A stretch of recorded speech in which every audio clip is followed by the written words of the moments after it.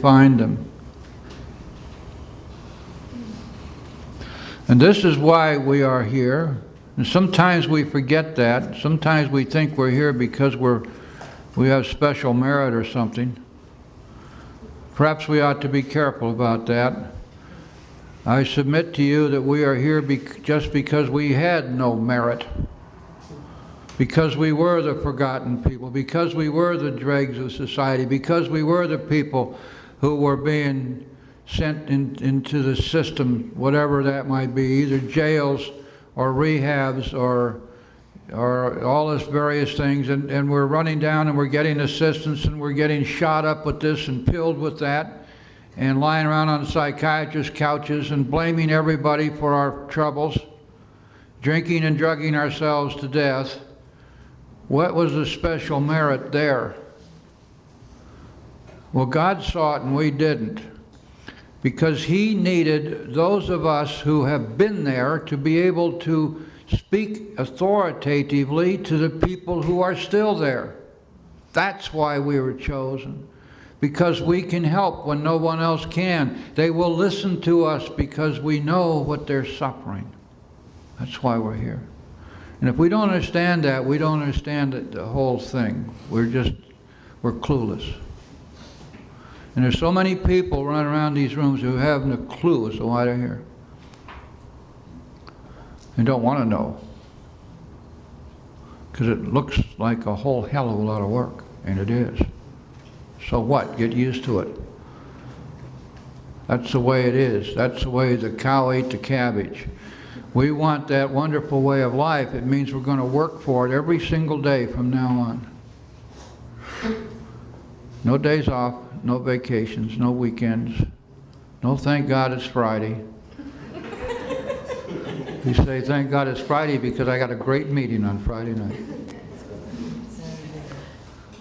And so, Saturday night used to be down at the hoedown, doing the Cotton Eye Joe and the 10 Pretty Girls, or hunting for the drug man, or whatever it is that we used to do.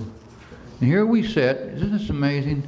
This whole bunch of people were sitting around tonight and we prayed together and we meditated together and we paid a little bit of attention to what some of these basic truths are so that we can incorporate them into our lives. How boring. Do you find that life is now a vale of tears?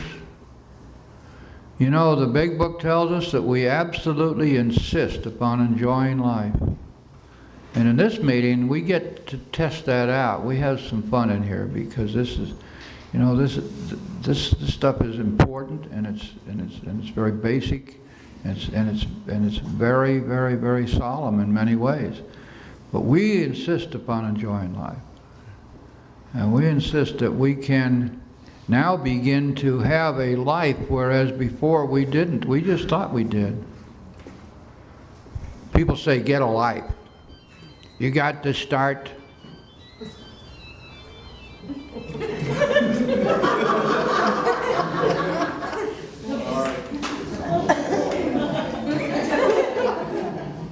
Your bright-eyed friends say to you, balance your life, lady. What's the matter? You getting to be some kind of an AA junkie? You just have traded one addiction for the other. And we say, yeah, I guess you're right. Maybe I better balance my life. What does that mean? It means that I'm no longer in a state of surrender. Now I'm going to start deciding for myself how my life is to be.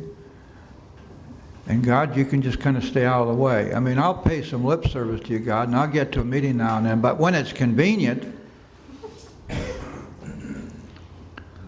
when somebody gets up at this podium and says, I'm balancing my life, I give them 6 weeks before they drink again.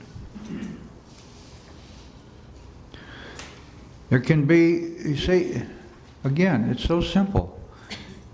If we have surrendered, and if it is true that we are allowing God to have our life and our will in His hands, then we must be consistent in that in all the things that we do. And when we do that, we've got a life beyond anything we could ever have womped up for ourselves. I'm telling you this, guys, You could not buy the gifts that God gives us if you had $10 billion. They're not for sale. They're only there to be earned. They will always materialize if we work for them. That's the truth.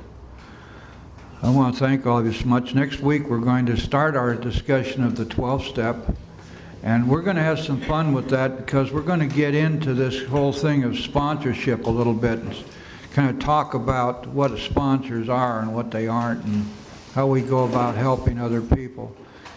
Is any next to the last paragraph on page 452.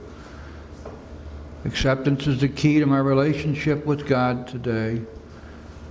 I never just sit and do nothing while waiting for Him to tell me what to do. Rather, I do whatever is in front of me to be done, and I leave the results up to Him. However it turns out, that's God's will for me. And that's from Dr. Paul. Dr. Paul recently died out in California. He was a good friend. I also heard somebody say of themselves, they stood at the podium, they said, I was judging me by my intentions, and the world was judging me by my actions. And God, that was painful to hear him say that, because I've always been a man of tremendous good intentions. I've always wanted to be a better doctor, a better husband, a better father, better man, better everything. I've always had always been in a let's be a better person business. And when that person said that, I just stripped myself of my intentions and looked just at my actions.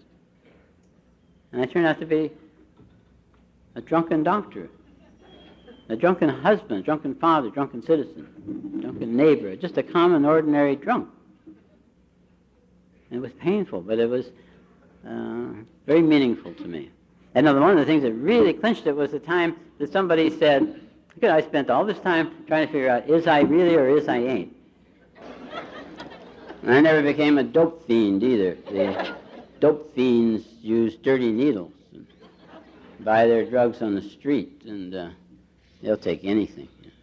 I never used anything but clean needles and pure legal drugs that I had stolen from my patients.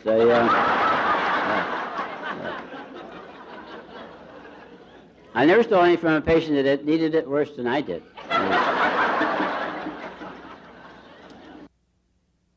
I have a body that doesn't react normally to alcohol. When I have one drink, it tends to... I've never had a drink that didn't satisfy me. I take a drink, I feel satisfied. I feel satisfied all over. But in a little while, that drink says, hey, I'm the only one around here who hasn't had a drink. You know? And it wants to drink, and I give that a drink, and then it wants to drink. And I think, well, the easy way to get ahead of that is you have a double. But it can never play catch-up. And so I have a body that when I drink, sometimes, not always, but the longer I drank, the more often it happened, that when I take a drink, it wants another drink and another, and I end up accidentally drunk. That's what I mean when I say I'm an alcoholic. I'm a person who gets accidentally drunk, you know. And so I have a body that can't